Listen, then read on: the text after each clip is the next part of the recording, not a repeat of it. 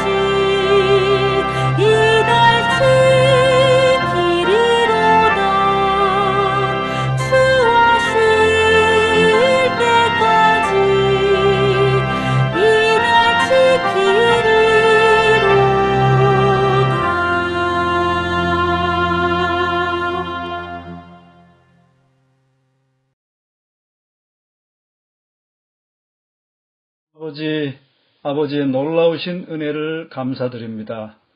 지난 40여 년 동안 구비구비 오늘의 신앙 방송 미디어 사역을 통해 미주 한인 사회에 복음을 증거하는 사명을 감당하게 해주셨사오니 감사합니다. 국경을 넘어 땅끝까지 복음을 전하라는 대사명을 명실공히 실천해 왔고 또 앞으로 더욱 크게 실천하게 될 오늘의 신앙 TV방송 미디어 사역을 붙들어 주시옵소서. 팬데믹 사태로 인하여 방송 사역의 필요가 더욱 배가 되고 절실하게 되어진 이때 더 많은 사업을 위해 준비하고 있사오니 아버지여 지혜를 더하여 주시옵소서.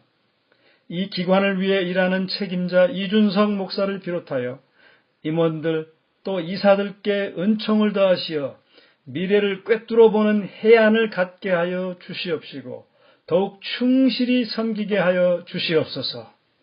또한 강사로 수고하시는 분들에게 권능을 주셔서 진리의 말씀을 크게 외치도록 하여 주시옵소서.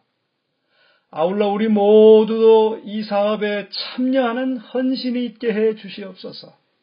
우리 모두가 사랑과 관심으로 후원하게 해 주시옵소서. 그래서 이 사업의 모든 필요가 넉넉히 채워지게 하옵소서.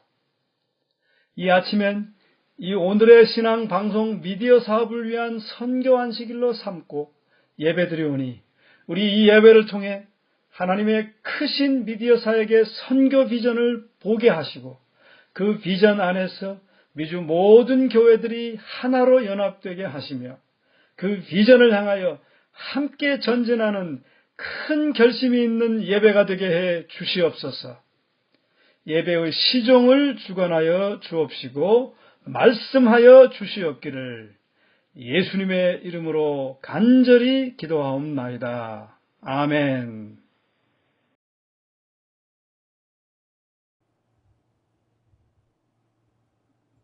미주에 계신 성도님 여러분, 안녕하십니까?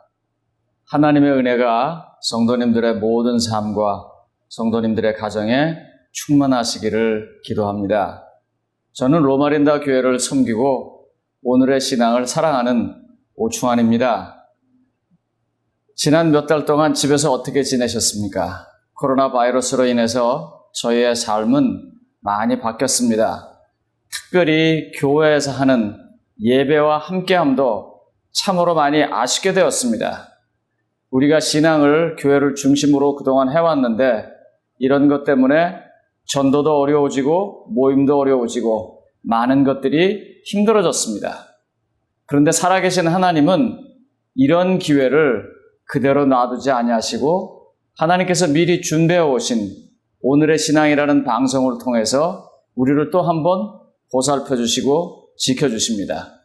우리가 매일 보는 휴대전화, 거기에 있는 앱, 또 우리가 날마다 문자를 주고받는 카카오톡, 그 다음에 여러 가지 정보를 얻기 위해서 찾아보는 유튜브 같은 것들을 오늘의 신앙은 미디어 선교를 위해서 앞장서서 준비하고 우리를 위해서 미리 길을 펼쳐놔 주셨습니다.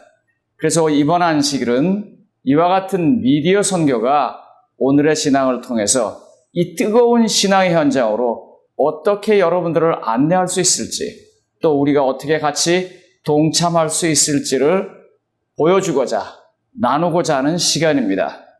사랑하시는 성도님 여러분, 우리는요 이와 같은 좋은 것을 가지고 주변에 있는 초신자들과 구도자들과 또 함께하고 싶은 가족들과 친구들에게 널리 그리스도를 알려야 합니다. 오늘 그 첫 번째 시간으로 약 20년 동안 오늘의 신앙에 복음을 나누는 방법으로의 건강 강사로서 수고하시는 이준원 박사님의 강의를 듣도록 하겠습니다. 감사합니다.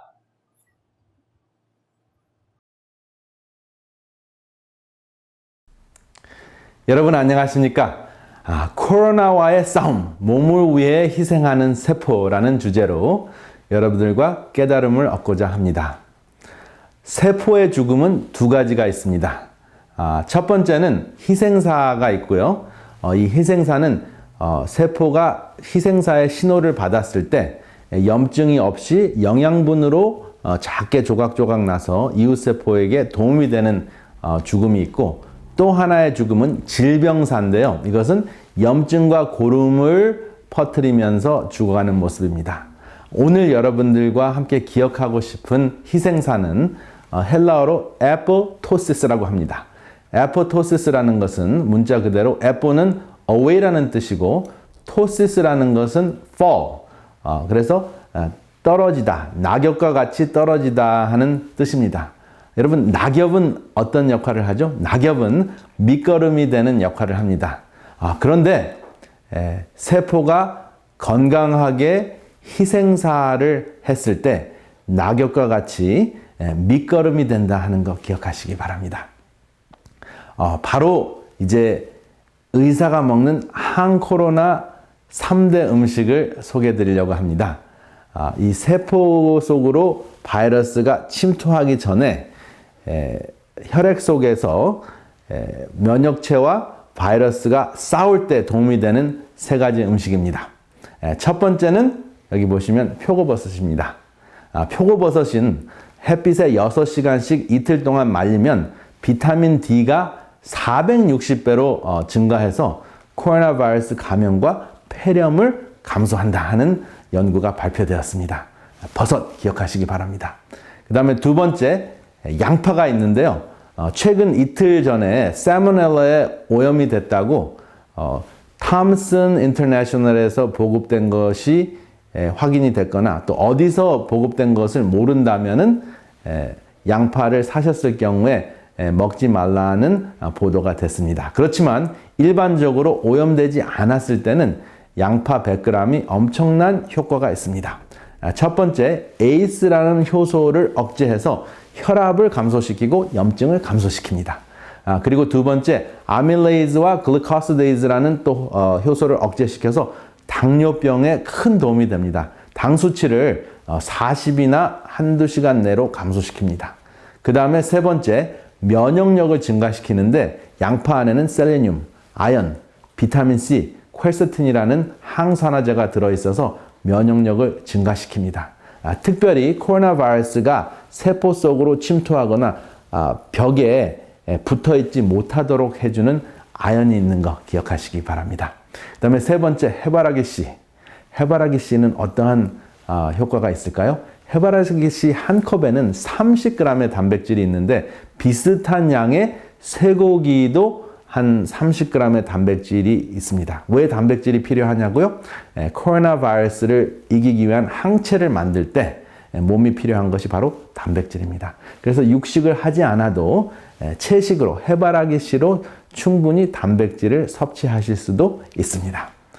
그러면 세포가 바이러스에 의해서 이제 침투당했을 때의 모습을 보겠습니다. 바이러스가 어떻게 생겼을까요? 여러분들이 이제 여러 보도를 통해서 이 그림이 좀 생소하지 않으실 수도 있습니다. 그런데 이것이 여기서 이제 핵심적인 그 구조가 빨간색으로 지금 표기되어 있는 스파이크 글라이코프로틴이라는 것인데 돌기 당 단백질이라고 합니다. 그래서 이것은 툭 튀어나온 돌기인데 이 툭 튀어나오는 돌기가 못과 같은 역할을 해서 세포 표면에 탁 박힙니다. 어떻게 박히냐 하면 여기 보면은 빨간 그 바이러스 쪽에 이 돌기가 파란 세포 쪽에 ACE2 효소와 만나서 결합이 됩니다. 그러면 이제 세포 속으로 바이러스가 침투할 수 있게 되는 것입니다.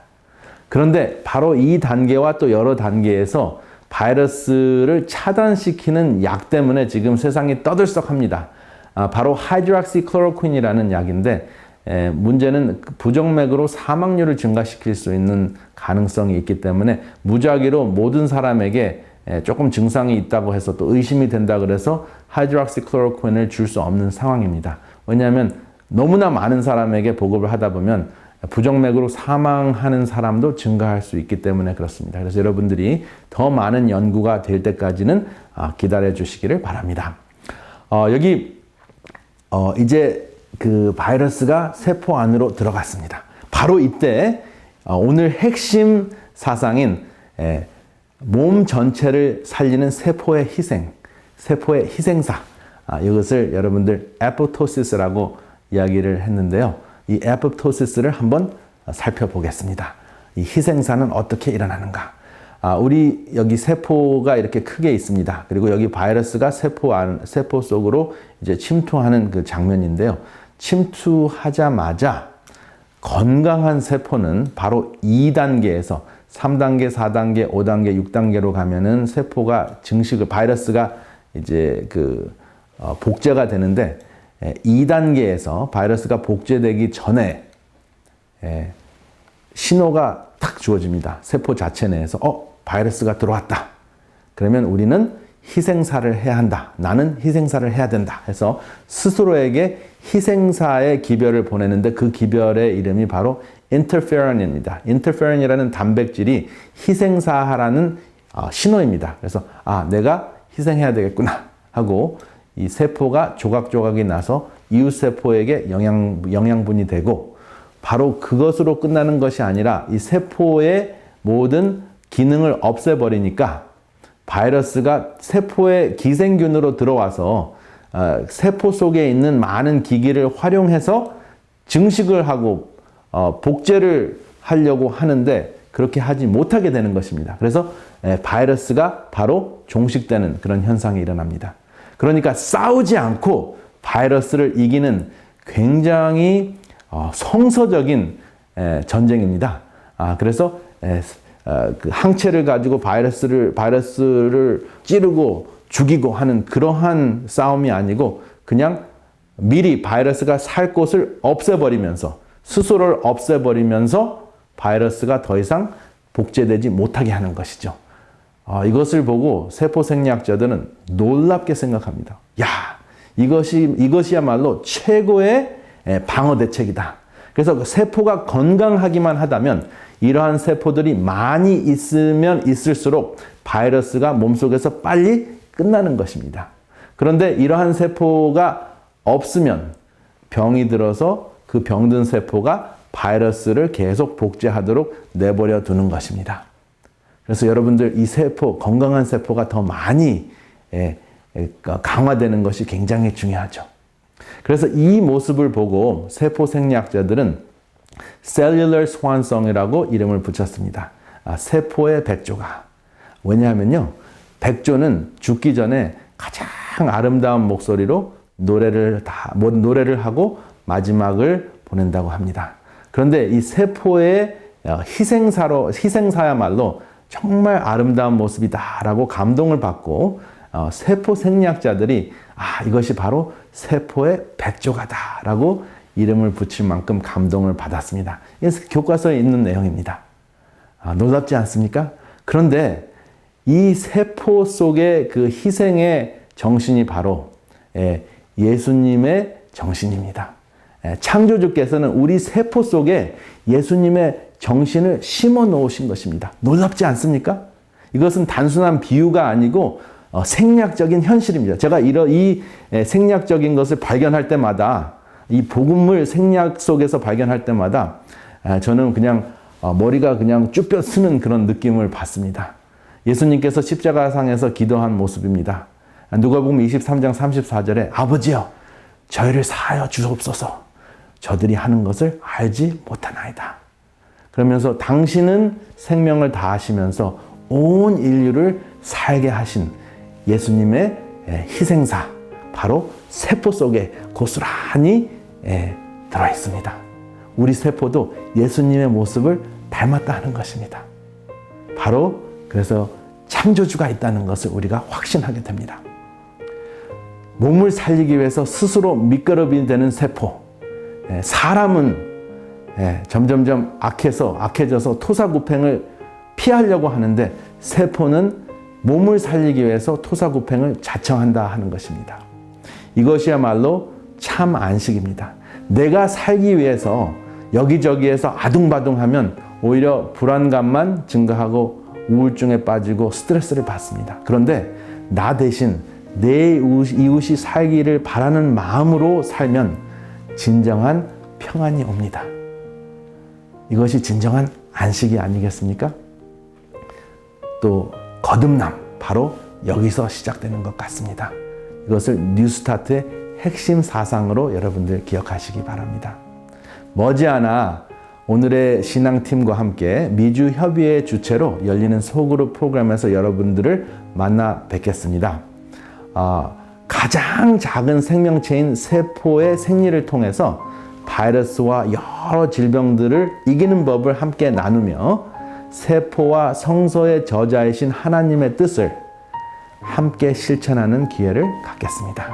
여러분, 그때 꼭 뵙기를 원합니다. 그때까지 건강하시기 바랍니다.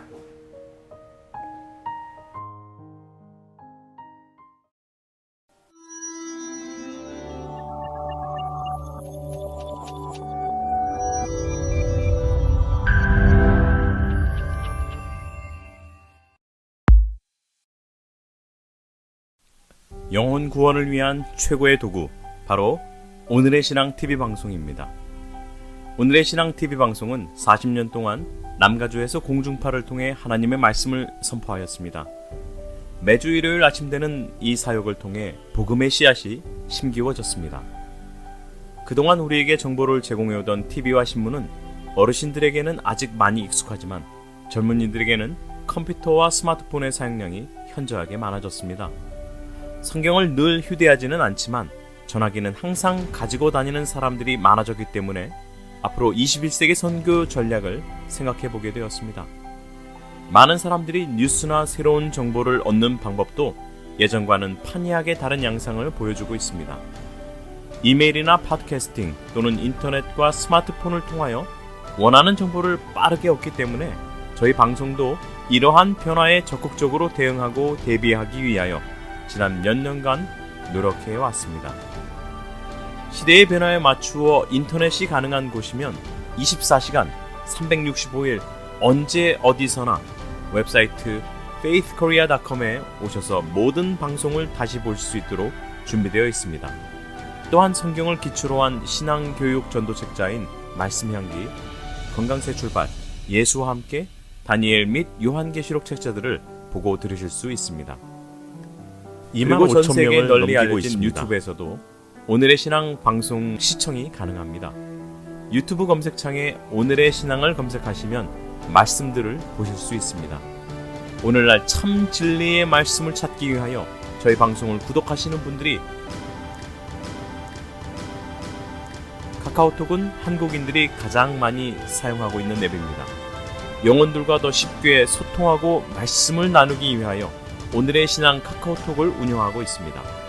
오늘의 신앙 카카오톡과 친구를 맺으면 주기적으로 영감의 말씀을 받을 수 있고 새로운 영상이 올라왔을 때 안내를 따라 보실 수 있습니다.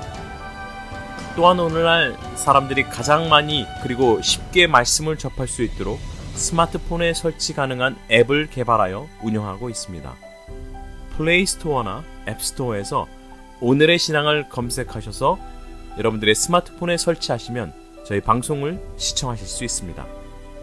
빠른 스마트폰의 보급과 더불어 오늘의 신앙이 차세대 선교 전략으로 야심차게 준비한 스마트폰 앱에서는 방송 보기 및 성경통신학교 공부 등을 보고 들으실 수 있도록 준비하였습니다.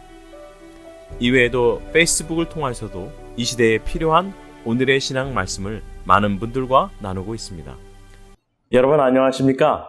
오늘의 신앙 TV방송 책임을 맡고 있는 이준석 목사입니다. 오늘 여러분들에게 저희 미디어 사역에 대해서 좀 소개해드릴까 합니다. 코로나 이전에 전도라 하면은 집집마다 방문하고 또 교회에서 전도회를 하여서 많은 사람들을 교회로 인도하였습니다. 그러나 이 코로나 사태 이후에는 이 사회적 거리두기로 인하여서 선교적 어려움을 겪고 있죠. 근데 해답은 미디어 선교입니다. 과거와는 다른 시대가 우리 앞에 펼쳐졌습니다. 코로나 이후에 유튜브와 각종 SNS의 사용량이 급증하였습니다. 그래서 미디어의 사명은 더욱더 중요해지게 되었습니다. 지금 사람들이 어디로 많이 몰리고 있나요? 지금 많은 사람들이 온라인과 유튜브를 통하여서 또 앱을 통하여서 여러 가지 방송들을 시청하고 있죠. 2020년 6월 2일 뉴스에 보니까 이런 기사가 났습니다. 코로나 집콕에 폰, PC 시청 늘었다. 코로나 바이러스 감염으로 사회적 거리두기가 시행되던 이후에 이 스마트폰이나 PC를 이용한 시청 시간이 급증한 것으로 나타났습니다. 이 인터넷을 통한 온라인 방송이 대세라는 것을 우리가 알 수가 있습니다. 연령별 인터넷 이용률이 있습니다. 3세부터 9세까지는요, 91.2%가 사용하고 있고요. 10대는 99.9%가 사용하고 있다고 합니다. 20대도 99.9%, 30대는 100%, 또 40대는 99.8%, 50대는 99.3%, 60대는 사실 저도 깜짝 놀랐습니다. 89.1%가 사용하고 있고요. 70대 이상도 거의 40%에 가까운 사용자들이 인터넷을 이용하고 있다고 합니다. 그래서 주 평균 이용 시간이 17.4시간이고요. 이 전체 이용률이 91.8%나 되는 것을 우리가 알 수가 있습니다. 자, 그러면 사회적으로도 이렇게 폭발적으로 수요가 증가했는데 교회는 어떠할까요? 코로나19로 인한 온라인 예배와 전망 설문조사에서 응답자의 80%가 온라인 예배가 활성화될 것이라고 답했습니다. 온라인 예배를 어떻게 생각하는지에 대해서는 64%가 긍정적, 부정적이라는 응답은 28%, 잘 모르겠다는 응답은 7%였습니다. 코로나 이후에 이 개신교는 지역 기반이 아닌 네트워크 기반 중심으로 변할 것이라고 말하고 있습니다. 정말 몇 년 전만 해도 우리가 상상할 수 없던 일이 이제는 우리 앞에 펼쳐지고 있는 것을 알 수가 있습니다. 저희 오늘의 신앙 TV 방송도 이 코로나 바이러스 감염으로 사회적 거리두기가 시행되던 기간에 스마트폰이나 PC를 이용한 오늘의 신앙 방송 컨텐츠 시청 시간이 급증하였습니다. 기존 TV로 시청하던 것이 최근 스마트폰이나 PC로 옮겨가고 있는 경향도 뚜렷하게 드러나고 있죠. 현재 60개국에서 많은 분들이 저희 오늘의 신앙 유튜브 채널을 통하여 저희 방송을 시청하고 계십니다. 특히 주목할 만한 사실은 유튜브를 통한 방송이 2020년 6월 말 기준으로 총 누적 시청자 수가 한국에 260만, 미국에 97만, 캐나다에 4만, 일본에 1만 4천, 호주에 1만 4천, 독일에 8천 명 등 총 364만 6천 명의 시청자께서 저희 방송을 이용해 주시고 있다는 것입니다. 또한 구독자 수도 2만 5천 명을 넘기고 있습니다. 이 시대야말로 유튜브가 대세이고 오늘의 신앙 방송은 우리 교단 내 가장 활발한 사역을 벌이고 있다는 것입니다. 저희 오늘의 신앙 방송은 앞으로 이 코로나 사태 이후에 하나님이 원하시는 우리의 삶은 무엇일지에 대하여 우리가 말씀을 전하고 있고요. 또한 다양한 연령층과 필요 중심의 건강 강의를 이준원 박사님께서 강의해주고 계십니다. 또한 새롭게 신설된 어린이를 위한 말씀에는요, 유익한 영적 교훈과 슬기로운 이야기가 담겨있는 이한배 전도사님의 말씀이 추가되었습니다. 저희 오늘의 신앙 방송 전용 앱을 스마트폰에 설치하시고 또 친구분들께 설치해 주시기 바랍니다. 그리고 유튜브에서 저희 오늘의 신앙 방송을 구독하시고 카톡으로 널리 퍼날려 주시는 것이 바로 계시록에 나오는 세천사의 사명을 완수하는 것이라 생각합니다. 한 번은 이런 편지를 받았습니다. 주 예수 하나님의 사랑과 은혜가 귀하의 사업에 늘 충만할 줄 믿습니다. 저는 신누구입니다. 2004년도 당구장 살인 사건으로 현재 가석방 없는 종신징역 중입니다. 오늘의 신앙 TV 방송을 열심히 시청하고 있고 좋아합니다. 오늘의 신앙에서 메시아라는 책을 무료로 배부한다는 자막을 보고 편지하오니 부디 한 권 보내주시면 정말 감사하겠습니다. 울타리에 갇힌 저로서는 목사님의 설교가 기쁨이요 희망입니다. 감사합니다. LA 랭캐스터 프리전에서 올려주셨습니다. 수년째 오늘의 신앙TV 방송을 맡아왔지만 감옥에서 시청하시는 분이 계실 줄은 상상도 하지 못하였습니다. 저희 방송을 통한 말씀의 선포는 우리가 들어갈 수 없는 감옥의 울타리를 넘어 그 안에까지 들어가서 사막처럼 메말라 있는 살인자의 마음을 감동시키고 또 준비시키다는 사실에 전율하지 않을 수 없습니다. 보내주시는 후원이 이렇게 사용되고 있습니다. 우리가 직접 가지 못하는 곳까지 방송을 통하여 하나님의 복음이 전해지고 있습니다. 하나님의 은혜가 여러분들의 삶에 충만하셨다면 그 은혜를 나누는 사업에 동참해 주시기를 간곡히 부탁드립니다. 오늘의 신앙은 말씀을 사모하는 그리스도인들의 후원과 도움으로 운영됩니다. 마지막 시대에 필요한 말씀 사역을 감당하기 위하여 매달 많은 분들의 도움을 바라보며 기도하고 있습니다. 오늘의 신앙이 더 큰 사명감을 가지고 땅끝까지 복음을 전하라는 예수님의 말씀을 따라 믿음으로 추진하려고 하는 사업은 다음과 같습니다. 미주 교회들을 위한 어린이 방송 사역입니다. 현재 미주 내에 많은 교회가 있고 특별히 작은 교회들은 어린이 사역 담당자들이 현저하게 적습니다. 저희 오늘의 신앙 방송에서는 이 아이들을 위하여 한글 학교, 어린이 율동, 여름 성경학교, 어린이 설교 등 다양한 어린이 컨텐츠를 개발하기 위하여 준비 중에 있습니다. 또한 매주 나오는 교과 공부를 위한 방송도 준비 중에 있습니다. 뿐만 아니라 전도를 위한 짧은 컨텐츠 개발 등도 저희가 염두에 두고 있죠. 안녕하십니까? 저는 오늘의 신앙 운영위원장직을 맡아서 일하고 있는 최창환입니다.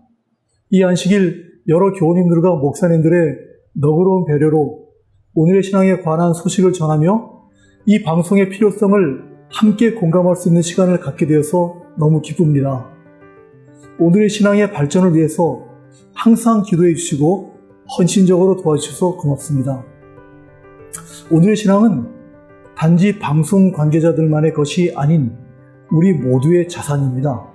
지금까지 이 사업이 유지될 수 있도록 지난 40년 동안 힘써주신 임원 및 운영진, 강사님들, 그리고 기도로 후원해주신 모든 교우님들에게 다시 한번 진심으로 감사를 드립니다. 수많은 전도 방법들 중 개인 대 개인의 전도를 빼고 가장 효율적인 방법은 이젠 단연코 인터넷을 통해서 특히 유튜브 채널을 통해서라는 것에 대해서 대다수의 사람들이 동의할 것입니다. 이미 들으신 대로 오늘의 신앙은 공중파 TV 방송만이 아닌 유튜브 채널 등을 통한 인터넷 방송에 주력하고 있습니다. 그리고 수백만의 누적 시청자를 확보했습니다.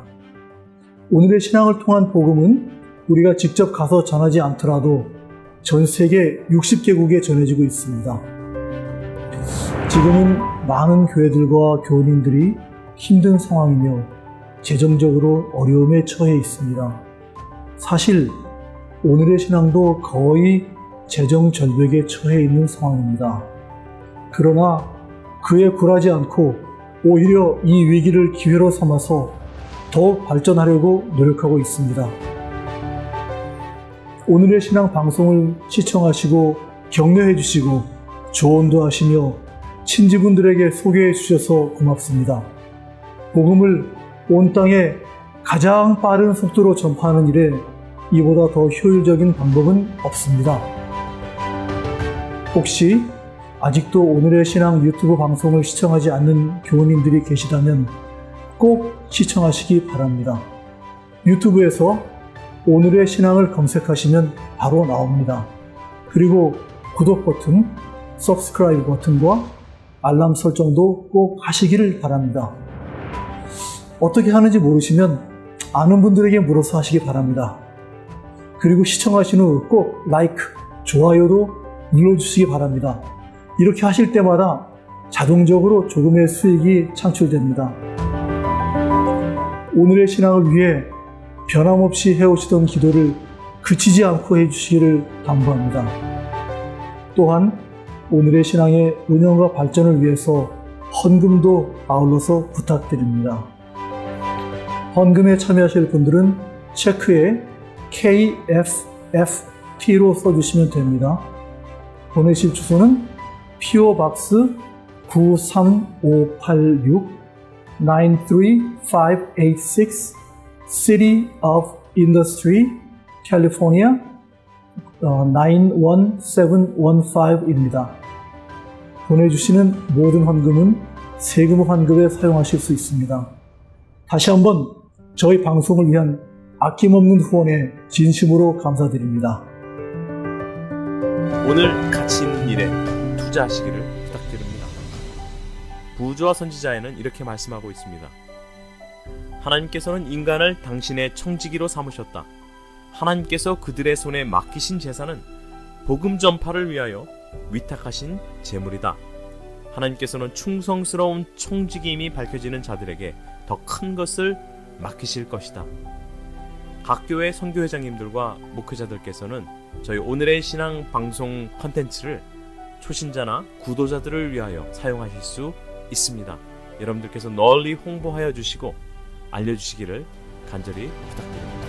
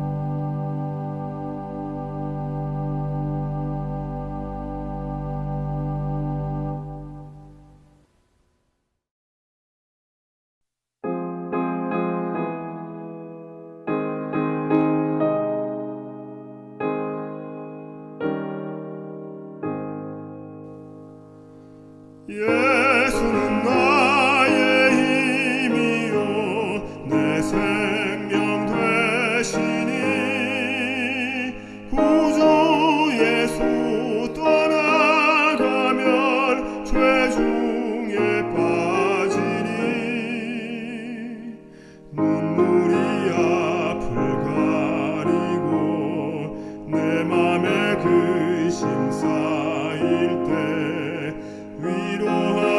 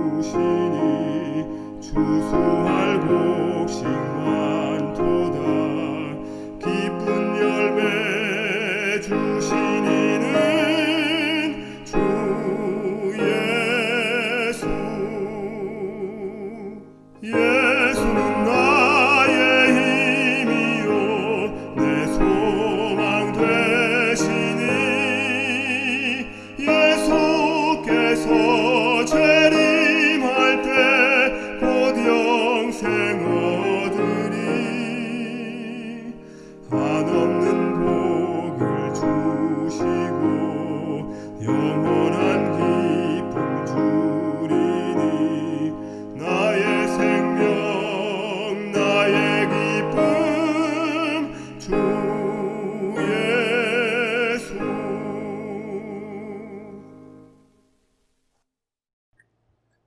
하늘에 계신 자비로우신 저희들 아버지, 오늘 거룩한 안식에 특별히 오늘의 신앙, 그 사역을 위해서 수고하시는 여러 주님의 종들을 위해 함께하여 주시고 이 방송을 듣고 계신 성도님들에게 함께하여 주시옵기를 간절히 바랍니다. 이 사역이야말로 주님께서 저희들에게 분부하신 그런 사역이기 때문에 이 말씀을 통해서 듣고 또한 저희들이 믿고 따르는 모든 성도님들이 되게 도와주시옵기를 간절히 바라고 합니다. 이러한 주님의 말씀을 방송을 통해서 내놓을 때는 여러 가지 재정적인 어려움이 많이 있습니다. 주님, 이 듣는 청취자들과 성도님들께서 특별히 이 방송을 위해서 주님의 말씀이 전 세계 방방곡곡에 전파될 수 있도록 지원하여 주시옵것을 간절히 바랍니다. 저희들로 하여금 이 방송이 주님의 마지막 기별을 전하는 그러한 방송으로서 저희들이 열심히 지원하는 저희 모두가 되게 도와주시기를 간절히 바라고 합니다. 오늘 이 방송이 시작하는 시간부터 마치는 시간까지 주님께서 홀로 영광 받으시옵기를 예수님 거룩하신 이름으로 간절히 기도드립니다. 아멘.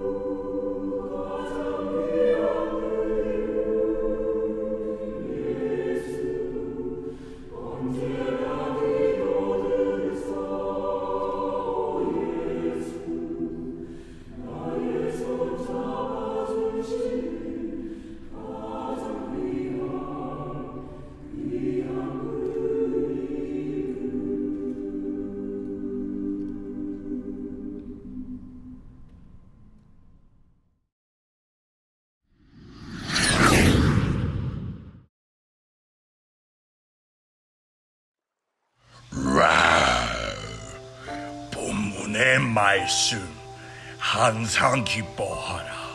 쉬지 말고 기도하라. 범사에 감사하라. 이는 그리스도 예수 안에서 너희를 향하신 하나님의 뜻이니라. 데살로니가전서 5장 16절로 18절 말씀. 아멘.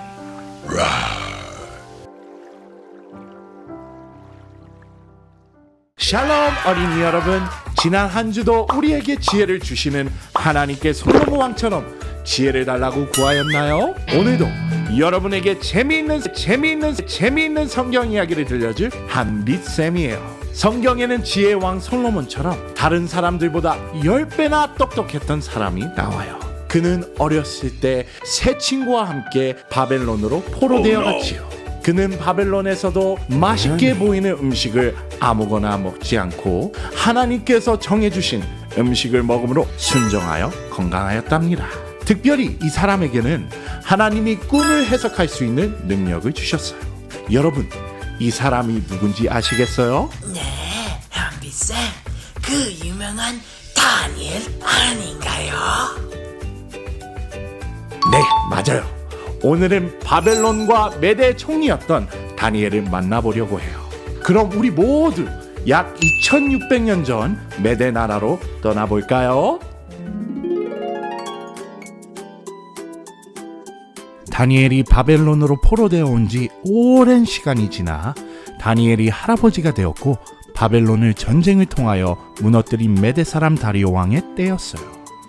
다리오 왕은 자기의 넓은 나라를 통치하기 위해 고관 120명을 세웠고 또 그들 위에 총리 셋을 두었는데 그 중에 한 명이 바로 오늘 이야기의 주인공 다니엘이에요.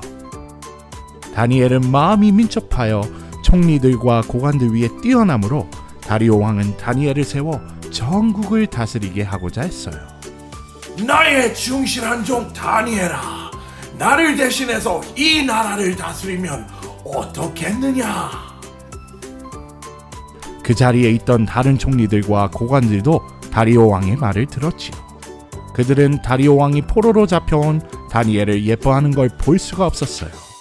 그들은 다니엘을 질투하고 시기했답니다. 그런 마음을 알고 있던 다니엘은 다리오 왕에게 이렇게 대답했어요. 왕이시여, 그런 말씀은 감사하지만 저는 이제 나이가 많아 제가 맡은 일을 하기에도 힘이 듭니다. 다니엘이 그렇게 말을 했지만 다른 총리들과 고관들은 자기들보다 현명하고 뛰어난 다니엘을 못마땅해 하며 미워했어요. 그래서 그들은 다니엘을 잘못을 알아내어 모함하려 했지요. 하지만 그들은 아무 잘못도 찾을 수가 없었어요. 왜냐하면 다니엘은 하나님을 따르는 기도하는 사람이었기에 정직하고 충성스러운 신하였거든요. 그때 그들 중 한 명이 이렇게 얘기했어요. 우리가 아무리 증거를 찾아도 없으니 이 방법을 사용할 수밖에 없을 것 같소. 그게 무엇이오?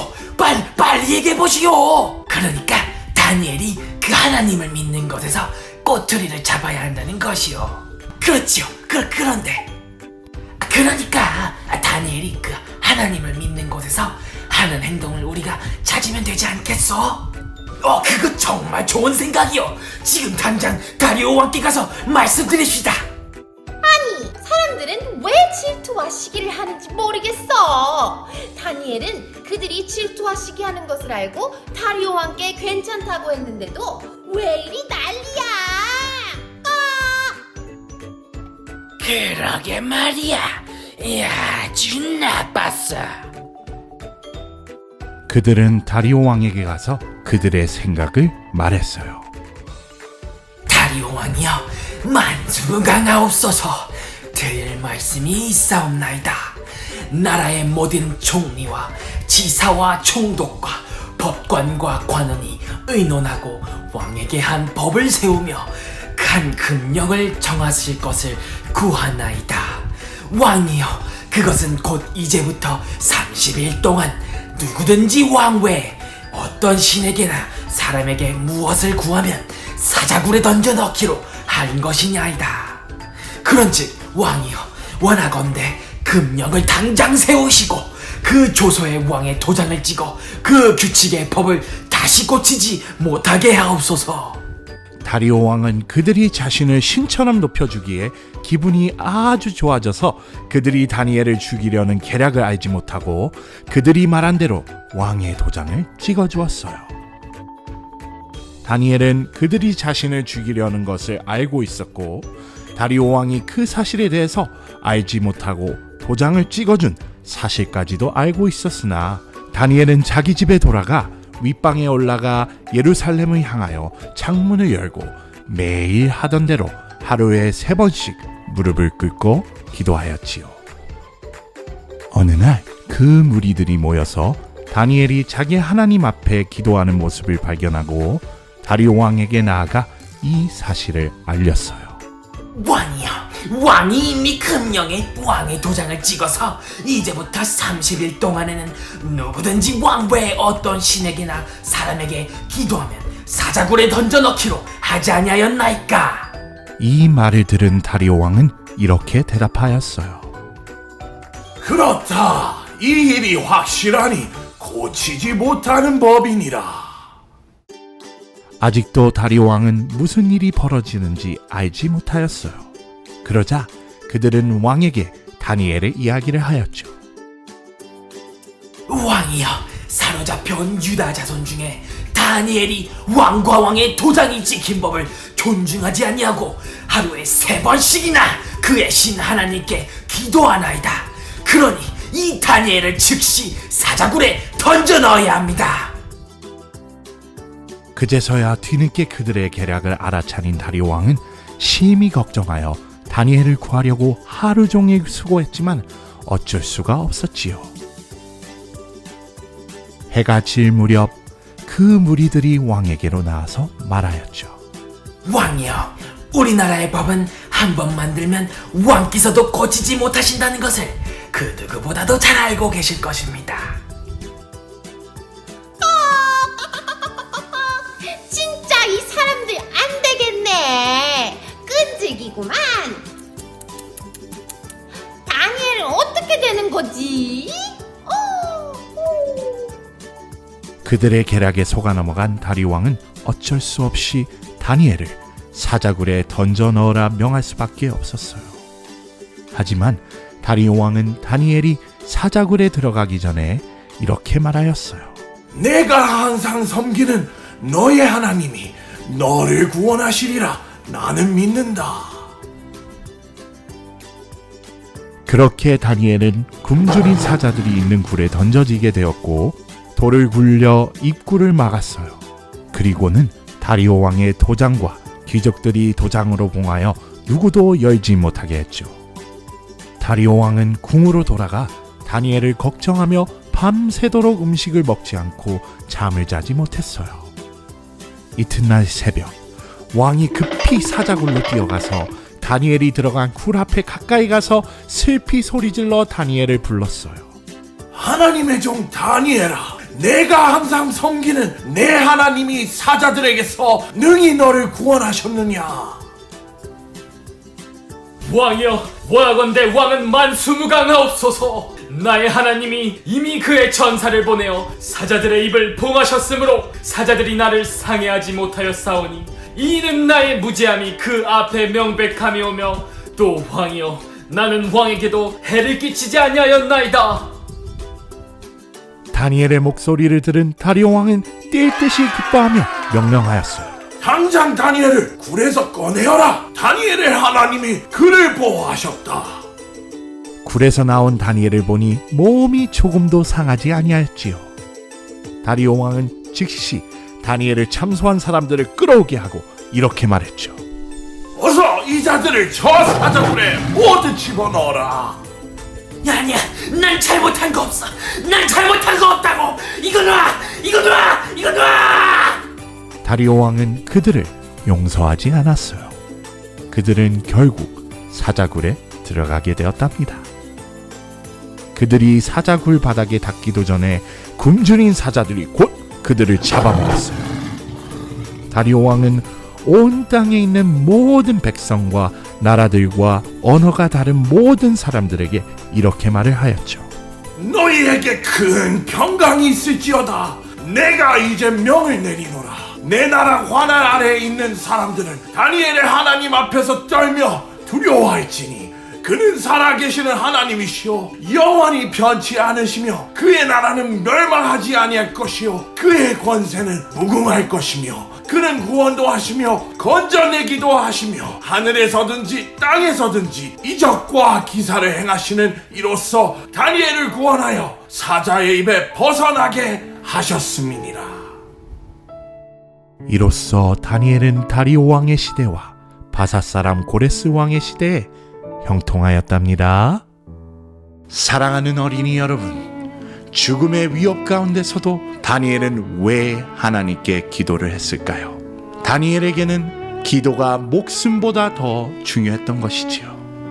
기도는 하나님과 이야기를 나누는 것인데 기도를 통해서 다니엘은 그의 어려운 일들과 고민을 하나님께 말씀드렸고 하나님이 원하시는 것을 깨닫게 되었죠. 다니엘이 적들의 나라에서도 총리가 되고 훌륭한 사람이 될 수 있었던 힘의 근원이 바로 기도였던 것이지요. 여러분들도 하나님께 매일 기도로서 대화하면 다니엘과 같이 훌륭한 사람이 되고 어려운 가운데서도 여러분을 하나님이 분명 도우실 거예요.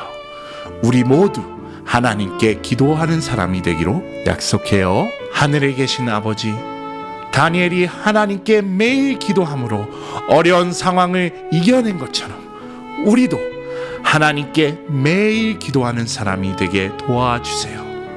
사랑이 많으신 예수님 이름으로 간절히 기도합니다. 아멘.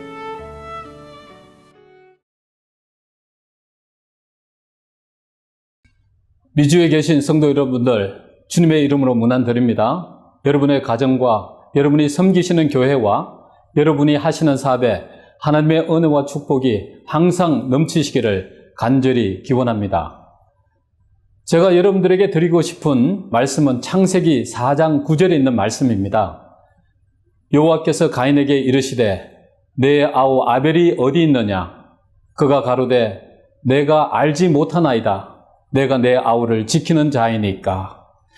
이 말씀은 우리가 너무 잘 알고 있는 이야기입니다. 가인이 그의 아우 아벨을 시기하고 질투해서 죽였습니다. 하나님께서 아벨의 제사만 받으시고 가인의 제사를 거절하셨습니다. 그 이유는 하나님의 말씀에 순종하지 않았기 때문이었습니다. 하나님은 가인이 회개하고 돌아오기를 바라시면서 가인을 찾아오셨습니다. 그리고 물으셨습니다. 내 아우 아벨이 어디 있느냐? 가인은 내가 알지 못하나이다. 내가 내 아우를 지키는 자이니까 라고 대답을 했습니다. 하나님은 가인에게 내가 무엇을 하였느냐? 내 아우의 핏소리가 땅에서부터 내게 호소하였느니라고 말씀하셨습니다. 이 이야기는 우리에게도 중요한 이야기입니다. 하나님은 우리에게 하실 질문을 오늘 우리 모두에게도 하실 것이기 때문입니다. 내 아우가 어디 있느냐? 하나님께서 하신 우리의 아우는 누구입니까? 마태복음 25장부터 34절, 40절에 있는 말씀을 보면 우리의 아우가 누구인지를 잘 말씀하고 계십니다. 그때의 임금이 그 오른편에 있는 자들에게 이르시되 내 아버지께 복받을 자들이여 나와 창세로부터 너희를 위하여 예비된 나라를 상속하라. 내가 줄일 때에 너희가 먹을 것을 주었고 목마를 때에 마시게 하였고 나그네 되었을 때 영접하였고 벗었을 때에 옷을 입혔고 병들었을 때에 돌아보았고 옥에 갇혔을 때에 와서 보았느니라. 이에 의인들이 대답하여 가로되 주여 우리가 어느 때에 주의 줄이신 것을 보고 공개하였으며 목마르신 것을 보고 마시게 하였나이까? 어느 때에 나그네 되신 것을 보고 영접하였으며 벗으신 것을 보고 옷 입혔나이까? 어느 때에 병드신 것이나 옥에 갇히신 것을 보고 가서 배웠나이까 하리니 임금이 대답하여 가라사대 내가 진실로 너희에게 이르노니 너희가 여기 내 형제 중에 지극히 작은 자 하나에게 한 것이 곧 내게 한 것이니라고 말씀하셨습니다. 마태복음에서는 우리의 아우가 누구인지를 분명하게 말씀하고 계십니다. 불쌍한 고아나 가부들, 가난해서 먹을 것과 입을 것이 없는 사람들, 영육간의 도움이 필요한 사람들, 손님들, 병든 사람들, 감옥에 갇혀서 어려움을 겪고 있는 불쌍한 사람들, 그리고 내가 만나는 모든 사람들, 예수님의 사랑의 빚을 진 사람들을 말하는 것입니다. 우리가 만일 하나님의 자녀들이라면 이러한 사람들을 적극적으로 도와야 합니다. 그것이 바로 예수님의 마음입니다.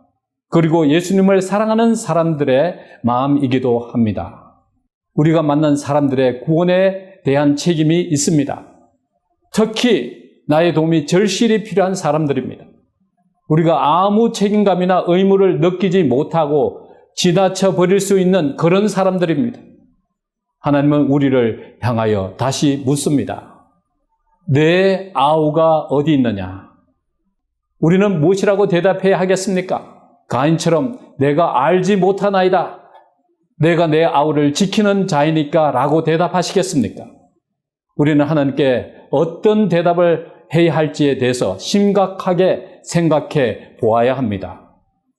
오늘날 세상이 되어가는 것을 보면 예전 같지가 않습니다. 예전의 모습은 다시는 돌아오지 않을 것입니다. 사단이 그의 때가 얼마 남지 않은 것을 알고 지구에서의 하나님의 사업이 맞춰지지 못하도록 하기 위해서 발악을 하는 것처럼 보입니다. 그 의미는 하나님의 계명과 예수님의 증거를 가진 사람들을 멸하기 위해서 수단과 방법을 가리지 않고 준비하고 있다는 것입니다. 남은 때가 얼마 남지 않았습니다. 우리가 생각하는 것보다 세상의 끝은 더 빨리 올 것입니다. 코로나 바이러스 사태는 이미 꾸며진 일들이며 하나님의 말씀에 예언한 사건들이 곧 눈앞에 이르렀음을 알려주는 것입니다. 지금 일어나고 있는 일들은 우연이 아닙니다. 마지막 때가 가까웠음을 알리는 경종인 것입니다. 그럼 이러한 때에 우리는 무엇을 해야 합니까? 첫째는 우리 죄를 자복하고 회개해야 합니다. 하나님과 우리 사이를 갈라놓는 모든 죄들을 버려야 합니다. 죄와 상관없이 살도록 매 순간 하나님의 도우심을 간구해야 합니다. 둘째는 매 순간 우리의 발걸음을 인도하실 성령님의 도우심을 받아야 합니다. 그래서 우리는 성령님께서 우리의 삶을 주관하시도록 우리 자신을 하나님께 드려야 합니다. 갈라디아서 2장 20절에 보면 내가 그리스도와 함께 십자가에 못 박혔나니 그런즉 이제 내가 사는 것이 아니요 오직 내 안에 그리스도께서 사시는 것이라고 말씀하셨습니다. 내 자신이 그리스도와 함께 십자가에 못 박혀 내가 산 것이 아니고 내 안에 그리스도께서 사시는 경험을 해야 하는 것입니다. 이것은 성령님의 역사를 통하여 이루어지는 것입니다. 그리고 세 번째는 우리의 정체성을 확인해야 합니다. 하나님께서 왜 재림교회를 설립하셨습니까? 그것은 바로 특별한 일을 하기 위해서 하셨던 것입니다. 제7일 안식일 예수 재림 교인들의 특별한 사명에 대해서 말씀하고 계십니다. 제7일 안식일 예수 재림 교인들은 세상과 구별된 하나님의 독특한 백성으로 선택되었다. 그분께서는 진리의 큰 칼로 그들을 세상의 채석장에서 잘라내어 당신의 자신에게 연결시키셨다. 그분께서는 재림 교인들을 당신의 대표자로 삼으시고 그들로 마지막 구속 사업에서 당신의 대사가 되도록 부르셨다. 지금까지 인간에게 위탁된 가장 위대한 진리의 부, 하나님이 인간에게 지금껏 보내신 것 중에 가장 엄숙하고도 두려운 경고가 그들에게 위탁되었는데 재림 교인들은 그것을 세상에 전해야 한다. 재림 교인들의 존재하는 이유는 하늘의 대사로서 가장 엄숙하고도 두려운 경고의 기별, 저 첫째와 둘째와 셋째 천사의 기별을 세상에 전하는 것입니다. 저와 여러분은 이 엄숙하고도 두려운 기별을 땅끝까지 전해야 합니다. 그래야 예수님이 재림하십니다. 사도 바울은 디모데 후서 4장 2절에 너희는 말씀을 전파하라. 때를 얻든지 못 얻든지 항상 힘써라.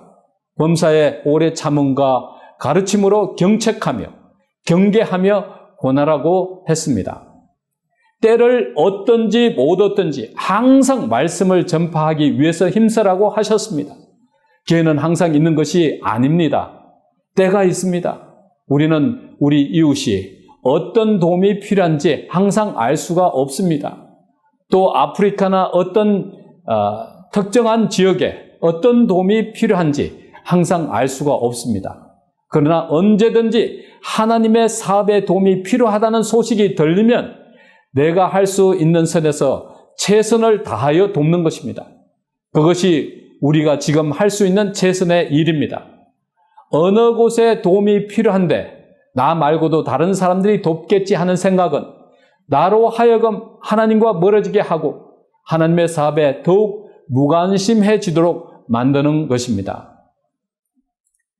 다시 처음 이야기와 연결해서 말씀드리기를 원합니다. 하나님이 말씀하신 내 이웃은 사람도 될 수 있고 교회도 될 수 있고 하나님의 사업을 하는 기관들도 될 수 있습니다. 미주교회 협회 산하에 여러 기관들이 있습니다. 미주시조사, BMW, 카이암, 오늘의 신앙방송, 나성삼육대학교, 오아시스 세계선교회 등 여러 기관들이 있습니다. 이 기관들도 우리의 아우인 것입니다. 이 기관들이 재정적인 어려움을 당해서 하나님의 사업을 못한다면 우리에게도 책임이 있습니다. 코로나 바이러스 사태로 인해서 몇몇 기관들이 현재 재정적인 어려움을 겪고 있습니다. 그동안 교회가 문을 닫아서 헌금을 모금하여 사업을 진전시킬 수가 없었습니다. 특히 오늘의 신앙 방송은 오랜 기간 동안에 복음을 전해왔습니다. TV 방송을 통하여 많은 분들이 복음을 받고 재림 교인들이 되셨습니다. 요즘은 첨단 기술인 유튜브, 페이스북, SNS 그리고 TV 방송을 통해서 복음을 전하고 있습니다. 오늘의 신앙 방송은 우리의 아우입니다. 만약 하나님께서 우리 각자에게 오늘의 신앙 방송 사업이 어디 있느냐라고 물으시면 여러분은 어떤 대답을 하시겠습니까? 재정적인 어려움 때문에 이 사업을 중단해야 했다면 우리는 하나님 앞에 무엇이라고 답해야 하시겠습니까? 이 사업이 중단되기 전에 하나님, 저도 이 사업을 도왔습니다 라고 할 수 있다면 우리는 우리의 아우를 잘 지킨 자가 되는 것입니다. 그리스도인 선교 봉사 14페이지에 보면 믿음의 형제들이여 그대들의 마음 가운데 내가 내 아우를 지키는 자이니까 하는 질문이 일어나지 않는가? 그대가 하나님의 자녀라고 주장한다면 그대는 그대의 아우를 지키는 자인 것이다. 여호와께서는 교인들이 구원할 수 있었던 영혼에 대해서는 그 책임을 교회에게 지우신다. 하나님은 분명하게 우리가 해야 할 하나님의 사업을 다 하지 못했을 때 우리에게 질문하신다고 말씀하셨습니다. 그 책임을 물으신다고 말씀하셨습니다. 이제 여러분이 하나님의 사업에 참여할 기회를 드리겠습니다. 하나님 사업에 참여할 수 있는 여러 가지 방법이 있습니다. 첫째는 복음의 현장에서 직접적으로 일하는 것입니다. 그런데 여러 가지 상황 때문에 직접적으로 못할 경우 우리는 그 사업을 위해 열심히 기도하는 것입니다. 그리고 그 사업을 위해서 헌금을 하여 그 사업이 계속적으로 발전해 가도록 돕는 것입니다.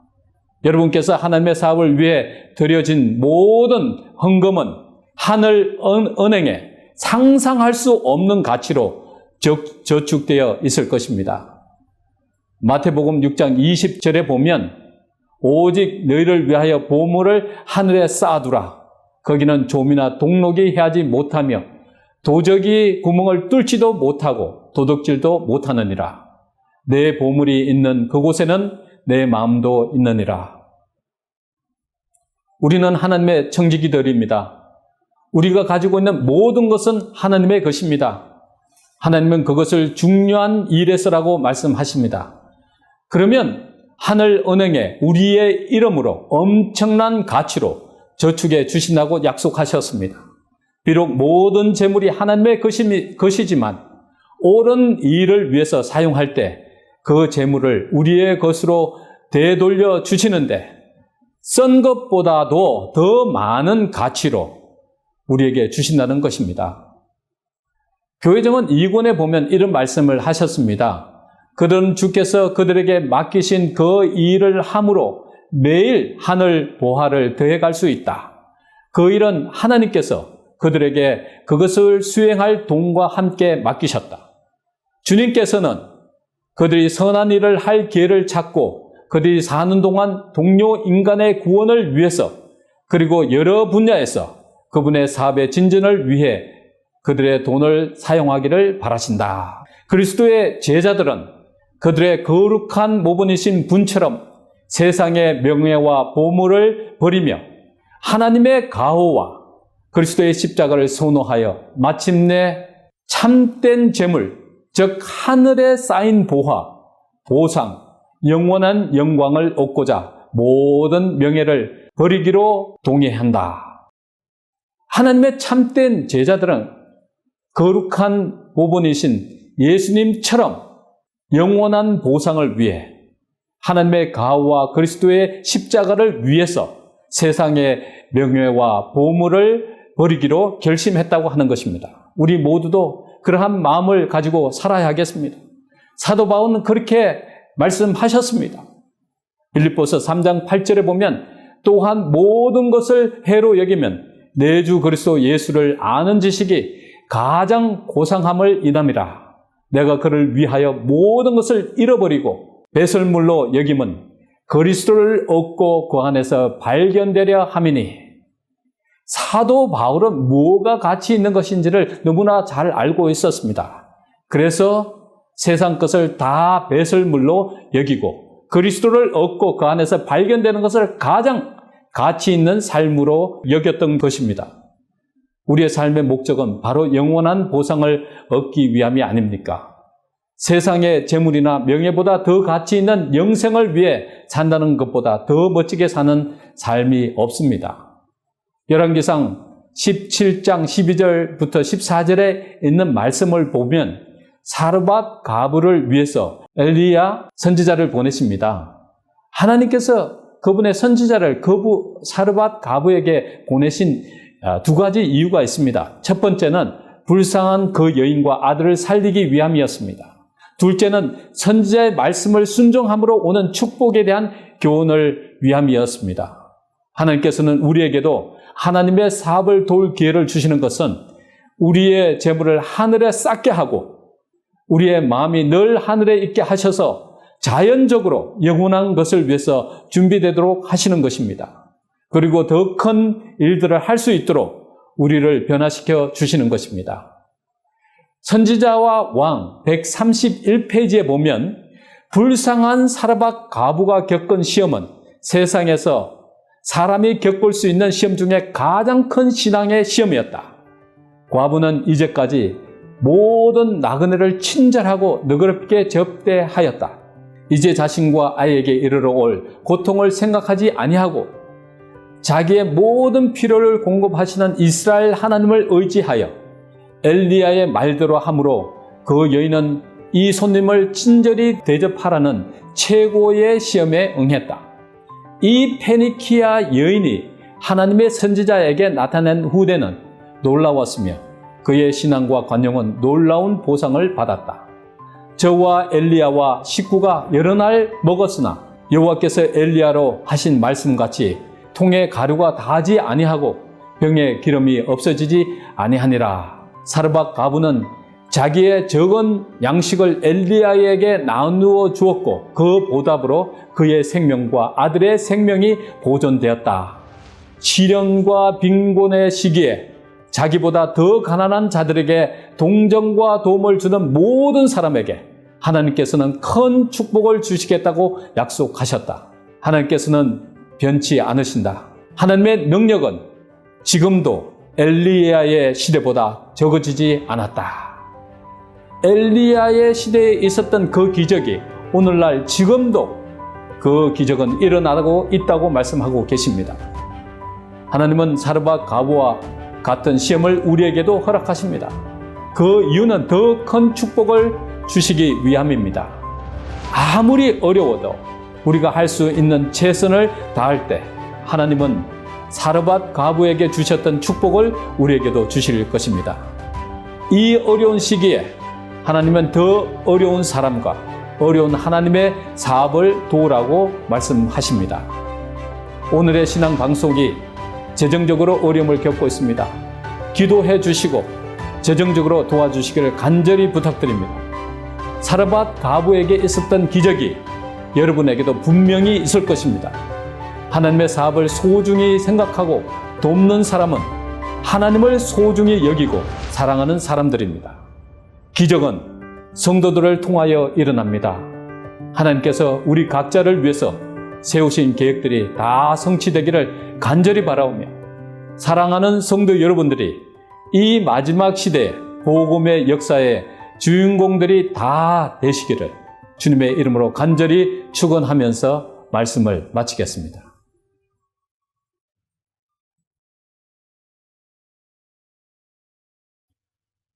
은혜로운 시간 되셨습니까? 오늘의 신앙 후원 헌금 안내를 말씀드리겠습니다. 각 교회로 내실 때에는 헌금 항목에 꼭 오늘의 신앙 후원이라고 적어주시기 바랍니다. 그리고 체크를 저희에게 직접 보내실 때는 체크에 payable to KFFT로 적어주시고요. 보내실 주소는 PO Box 93586 City of Industry, 캘리포니아 91715로 보내주시기 바랍니다. 각 교회 재무께서는 오늘의 신앙 후원 헌금을 화폐 현금으로 넣지 마시고 반드시 위의 주소로 보내주시기를 부탁드립니다. 저희에게 보내주시는 모든 후원 헌금은 텍스 디덕터블이 가능합니다. 보내주시는 후원에 진심으로 감사드립니다.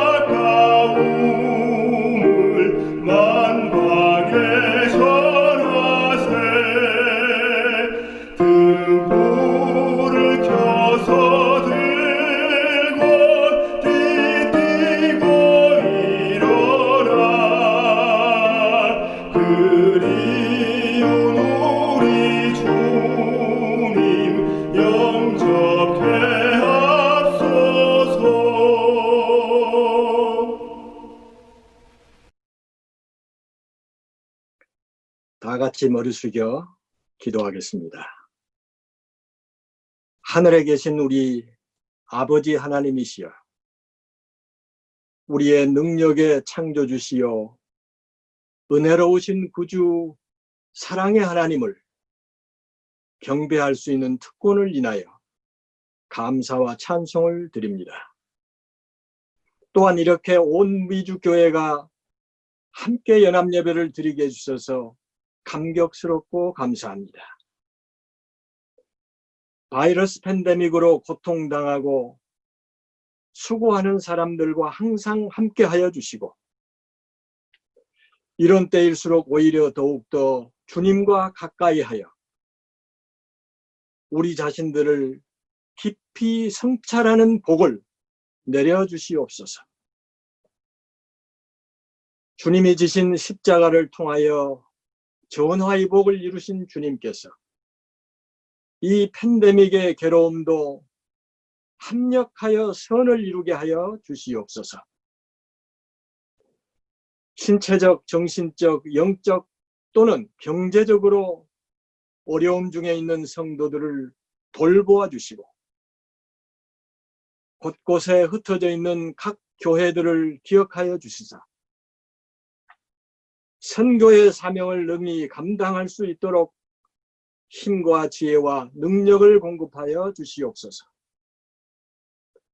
특히 이러한 어려운 때에 오늘의 신앙 방송을 비롯하여 각종 미디어 선교로 영혼 구원을 위해서 영원한 복음을 전하는 열정적인 남은 무리들을 인도하여 주시고, 마침내 우리 모두가 사모하는 영광스러운 주님을 기쁨으로 맞이할 수 있도록 사랑하고 사랑스러운 재림신자들이 다 되게 하여 주시옵시기를 곧 다시 오실 예수님의 이름으로 간절히 축원하옵나이다. 아멘.